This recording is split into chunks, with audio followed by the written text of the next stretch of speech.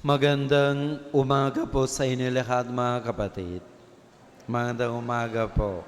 Bigyan natin mahal na Panginoon isang malakas na palakpak. So mga kapatid, alam natin itong linggong ito, ipagdiriwang po tayo itong dakilang kapistahan ng kabanal-banalang katawan at dugo ng Panginoon. Siguro iba sa atin na mag-iisip, di ba, kada araw or kada linggo may misa tayo. Igalang talaga tayo ang kabanal-banal ang katawan na dugo ng Panginoon.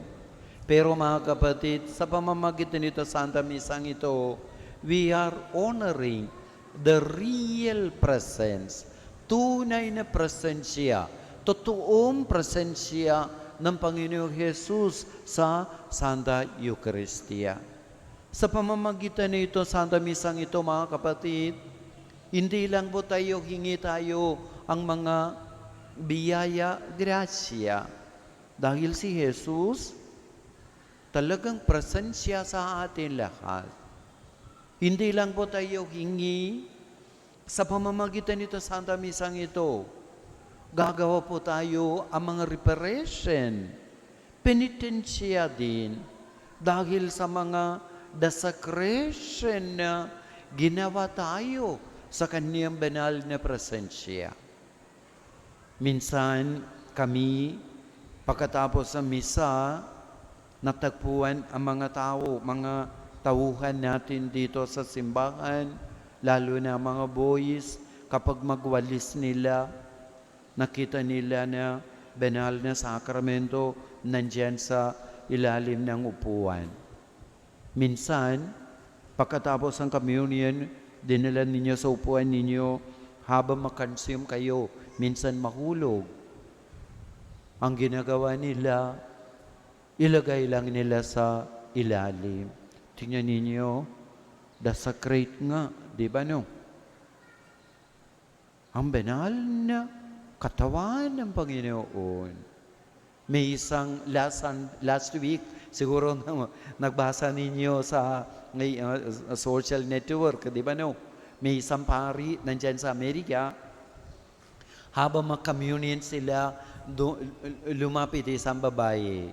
Sinabi ng pari, body of Christ, ano sagutin natin dapat? Amen. Itong babae, tahimik lang siya. Katulad ng ibang mga tao, ganoon din siya.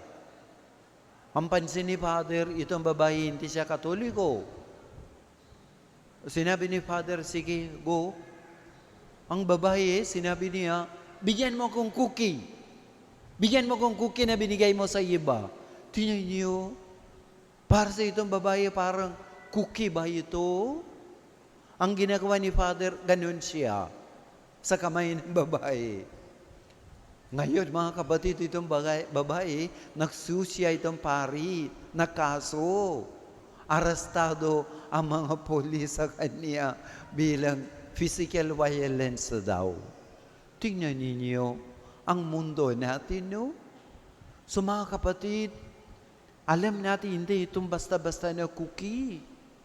Talagang ito ay banal na katawan ng Panginoon. Ipakita ng Panginoon sa mga tao sa pamamagitan ng mga Eucharistic miracles, Marami mga Eucharistic miracles sa iba-ibang parte ng mundo. Nangyari nandyan sa Lanciano almost 1,000 years ago. Almost 950, ganun. Ganun din mga kapatid doon sa malapit sa Roma, isang lugar na Bolsena, doon din. Iba-iba mga. Tingnan niyo mga kapatid, tayo, nandito tayo. Igalang natin itong banal na presensya ng Panginoon. Amen? Amen?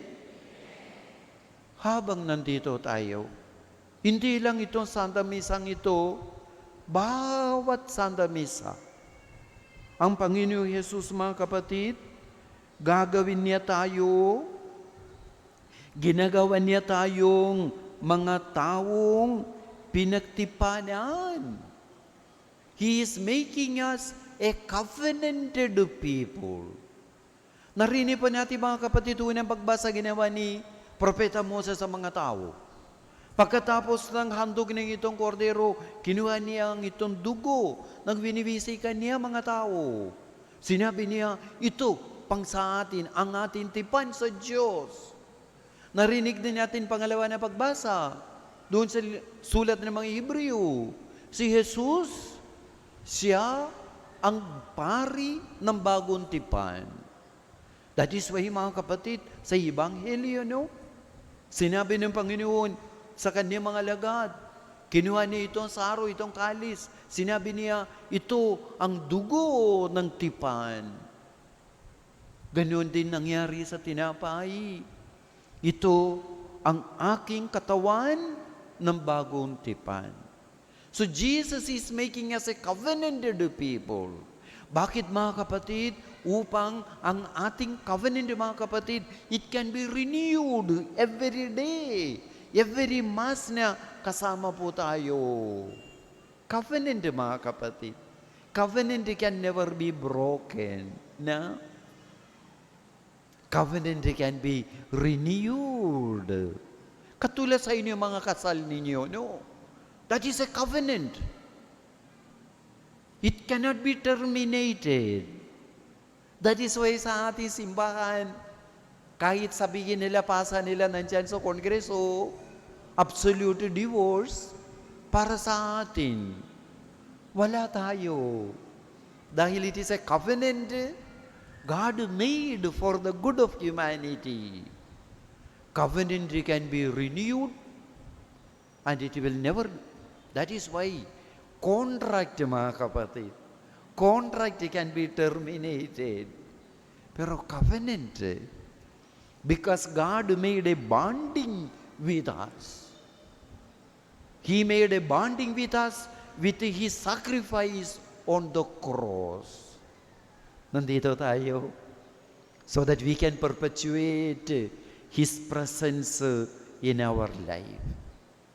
Kahit saan tayo pupunta, dala-dala po tayo si Jesus sa ating puso. Gusto niya sumama sa ating lagi. That is why sinabi niya, Mateo 28:11, sinabi niya, ako'y laging sumama kayo sa katapusan ng daigdig.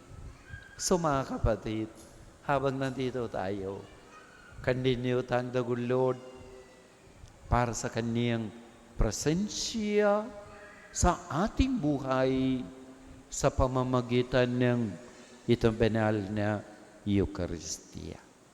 Amen? Amen? Amen. May isang simbahan, siyempre may pari, no? Tabi ng simbahan, may isang bar. Siyempre mga bar, ano nangyari? Ang mga tao, inom nilang beer, no? Isang araw, pumunta si Father sa bar. Nakita niya mga kalalakihan na mag-inom ng beer. Lumapit si Father sa isang lalaki. Tanong niya, ikaw, gusto mo pupunta sa langit? Sinabi niya, opo. Sinabi ni Father, sige, tayo ka. Stand there. Then lumapit si Father, isa pang lalaki. Tanong niya, ikaw, gusto mo pupunta sa langit?